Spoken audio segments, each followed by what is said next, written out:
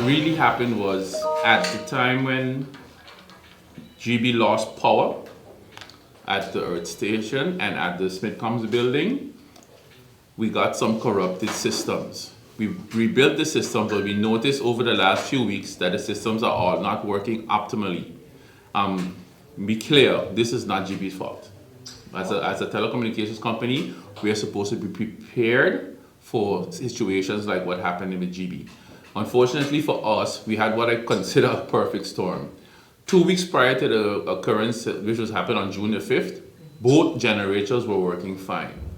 However, when we were testing one of the generators, we noticed that the radiator was leaking. And that happened because one of the clamps broke and it hit the fan, so the radiator was leaking. So that took one generator out of commission. The other one was still working fine. When the power left on June the 5th, the generator ran without a problem for 5 hours and then suddenly stopped.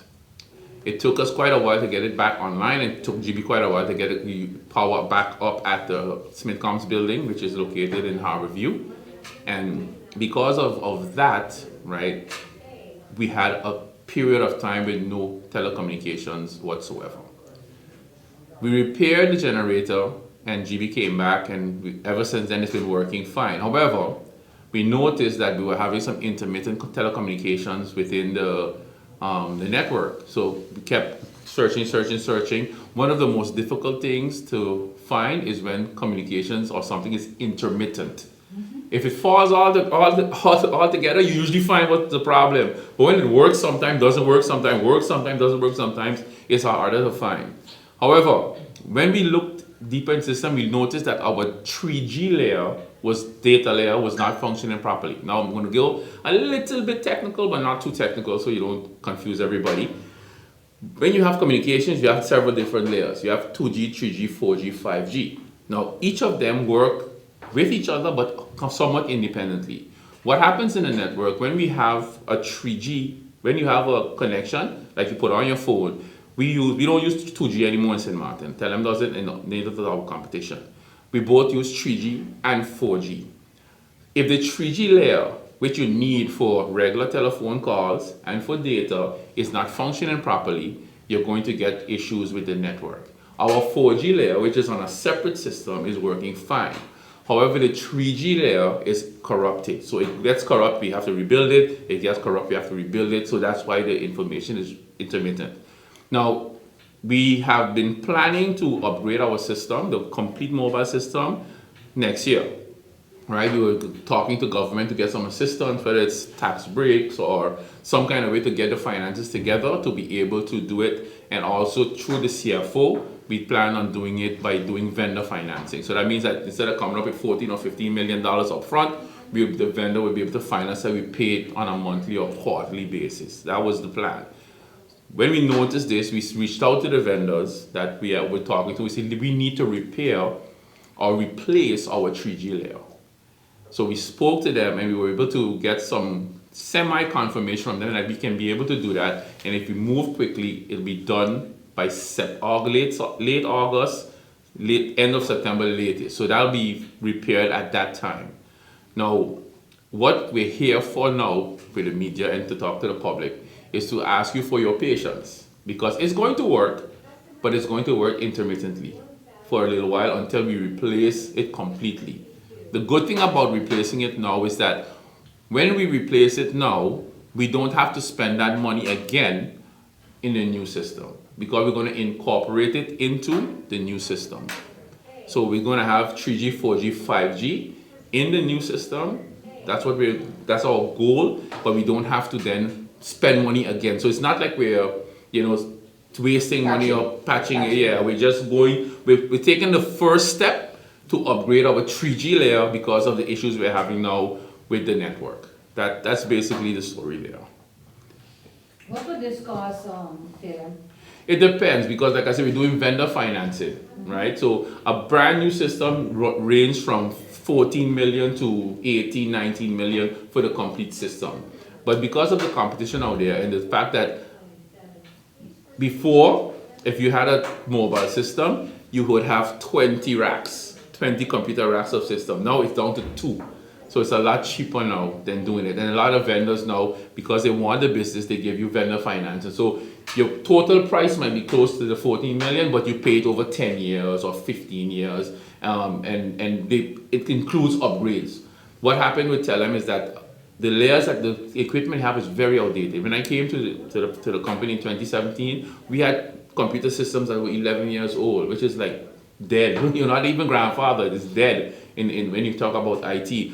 Our mobile system is 22 years old. Very good systems, all of them. But they're getting to the end of their lifespan. Generators also 22 years old. Generators at Smithcom is 30 years old. So they're getting to the end of their lifespan. So we have to now start to upgrade. So basically in the last few years, we've been planning this upgrade, but as you know, things have changed with Telem.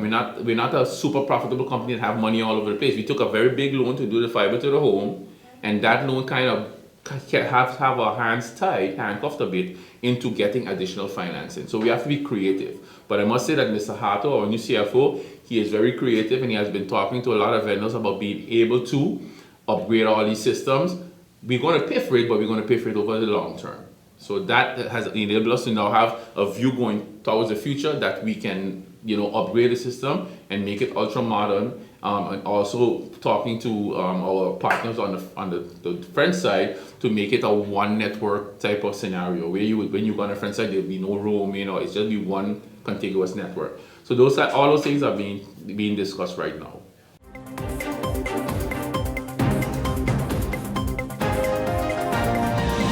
You returning from the Hague, where you serve as the minister plenipotentiary, with the incoming cabinet, were you able or privy to meet with the new state secretary in the interest of St. Martin, and what was discussed, if you did, during your discussion? Yeah, no.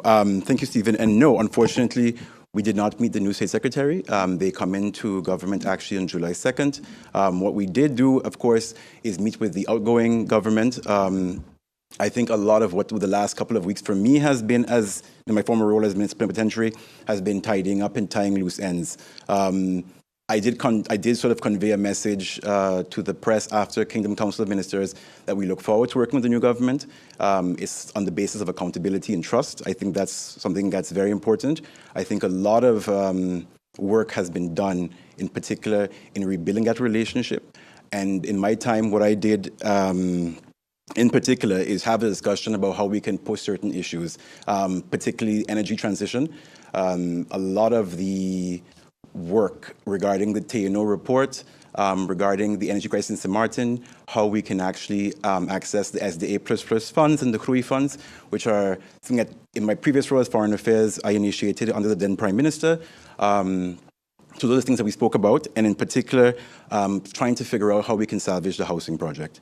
Already knowing that I was becoming the Minister of Rummy, that was very critical because we have lost $20 million in a housing project due to negligence from the previous administration. So a lot of my time has really been trying to see how we can salvage those instead of necessarily trying to meet the new government, which protocol-wise is also not allowed, formally at least.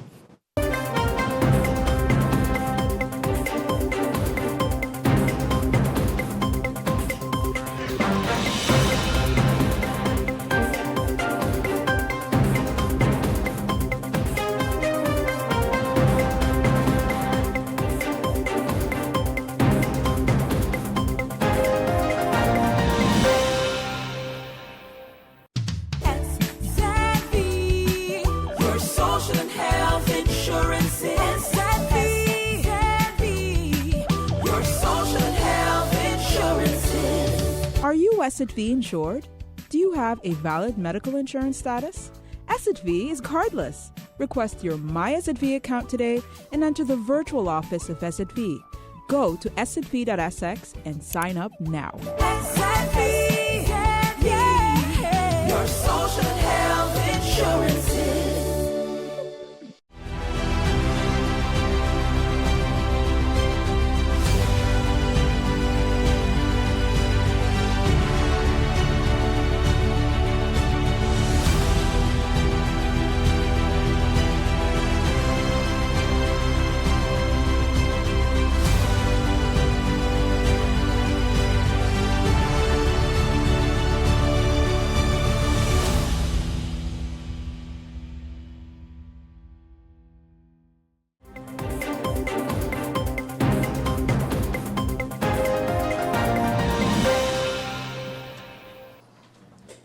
My goal today is to provide an overview of the solution and its financial impact on St. Martin and discuss the consequences of either accepting or rejecting it. With my team, I have attended several meetings with the Central Bank of Curaçao and St. Martin, the technical team, and the former Minister of Finance, Mr. Richard Gibson Sr., in order to deeply understand the solution and evaluate its financial ramifications for St. Martin. This process was challenging, but despite the difficulties, it was imperative to dissect the financial implications to give you a clear picture of the possible future scenarios. My intention is to present you with the facts and financial implications so you can make an informed decision considering all risks and consequences. Please note that I may not be able to answer all your questions since neither I or my colleagues here today were part of the initial discussions. However, the technical team from the Central Bank is available, and based on your questions, we may provide answers today or have the technical team of the Central Bank, along with my person, return to address them. There are certain assumptions included in this solution, which I will clarify and repeat during my presentation, as it is important to know. Additionally, various factors can lead to different outcomes, and it is important you are aware of the various potential scenarios. My presentation will be presented as follows. To commence, I will provide you with key data that is important for you to understand. I will then go into explaining the current solution. I will give you insight into the possible positive and negative effects, as there are many. Then I will provide you with various scenarios visualizing the financial impact to give you a clear insight into how this may possibly financially impact St. Martin for the coming 50 years. I will go into the link with the COVID loans. As you are all aware, that solution of ENIA or no solution is tied to the COVID loans, followed by a very important and emotionally invested topic, Mullet Bay. And lastly, I will provide you with some of my personal observations to consider. After various attempts, we were finally successful in getting some data related to the policyholders. Life individual insurance, 1,390. Group life insurance, 1,393. Pensioners, 301, making the total policyholders 3,084. Currently, 301 pensioners on St. Martin receive an average monthly benefit of 607 guilders. These are mainly pensioners that have reached retirement age. Roughly 52% of the 1,390 individuals that have taken out an individual life insurance at ENIA are older than 50 years, which corresponds to roughly 48% being 50 years or younger. Approximately 60 companies have group life insurances at ENIA, ranging from financial or legal services providers to companies that are in the medical, hospitality, manufacturing, food, or industrial industry.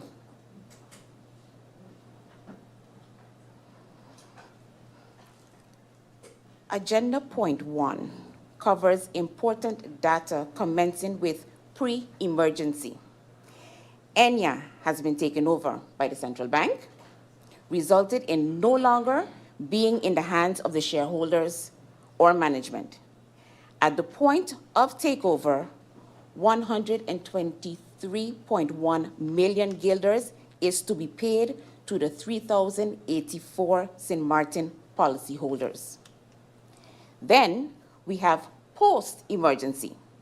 It is important to mention that the policyholders continued paying into their pension policy as the company continued its operations. Amount to date based on continuous payment to fund is 146 million guilders. Next, we have limited time. Given the fact that in 2025, ENIA will not be able to cover its financial obligations, time is not on our side to solving this matter. In addition to that, the Netherlands requires that both Curaçao and Sint Maarten together come to a solution prior to the expiration of COVID-19 loans. Followed by Sint Maarten's financial obligation with regard to ENIA is set at 6.49%. This is proportionate to the quantity of policyholders within ENIA based in Sint Maarten. And finally, shares of Sint Maarten within Central Bank. 22.22% is Sint Maarten's shares in the Central Bank.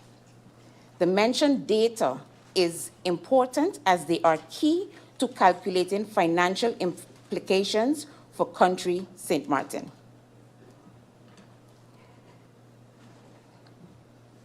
These financial factors are important in understanding the solution. I will go through each point step by step, starting with number 1. Dividends paid to Sint Maarten from Central Bank, a portion of that will be paid to ENIA New by Sint Maarten. Central Bank indicated they will pay Sint Maarten 4 million guilders in dividend payments for the next 50 years, commencing 2027. Central Bank will be paying dividends to Sint Maarten for the next 50 years, while Sint Maarten will be paying ENIA for the next 30 years. Of the 4 million guilders yearly dividends to be received by Sint Maarten from the Central Bank, a total of 3 million guilders go to bail out ENIA, and approximately 1 million guilders goes to country Sint Maarten.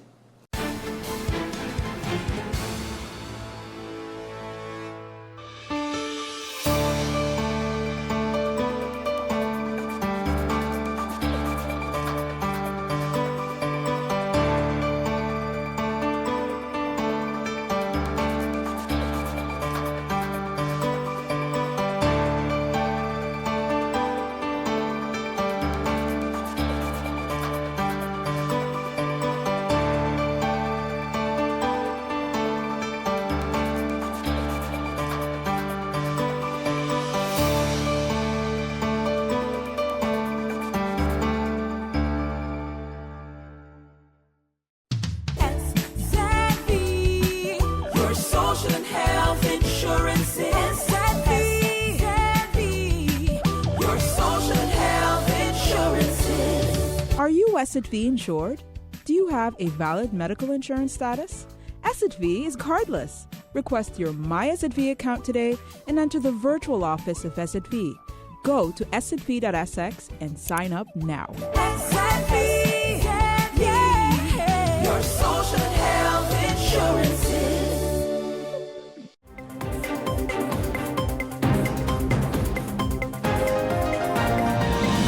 We gather here to celebrate a remarkable journey, one marked by resilience and the embrace of change.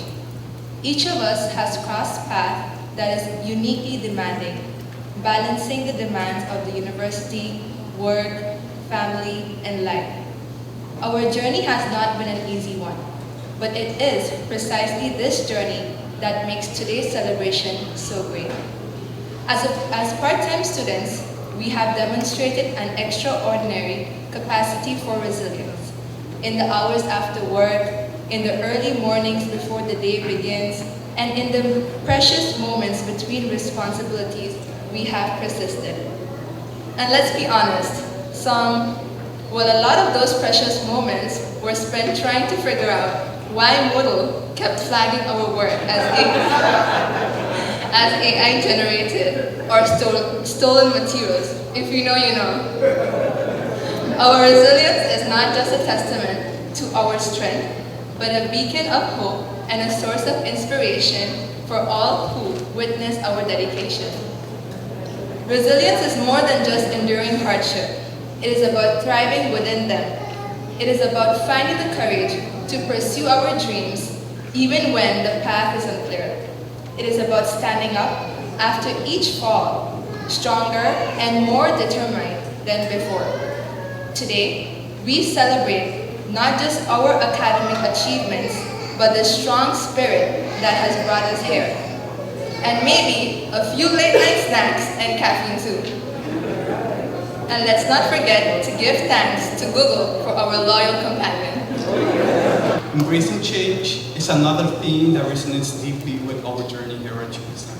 The world around us is in constant change, and our ability to adapt has been nothing less than extraordinary. Whether it was shifting to online classes, balancing job responsibilities, or navigating personal challenges, we have shown that change is not something to be feared, but it is something to be embraced. It is through change that we grow, innovate, and ultimately transform. As we step forward into the next chapter of our lives, remember that the resilience and the adaptability that we have cultivated will serve us well. The world needs individuals who can face uncertainty with confidence, who can turn challenges into opportunities, and who understands that change is a constant companion on the path to success. In closing, let us reflect on the words of philosopher Heraclitus. The only constant in life is change. Embrace it. It is through change that we discover our true potential. Celebrate your resilience. It is the foundation upon which your future will be built.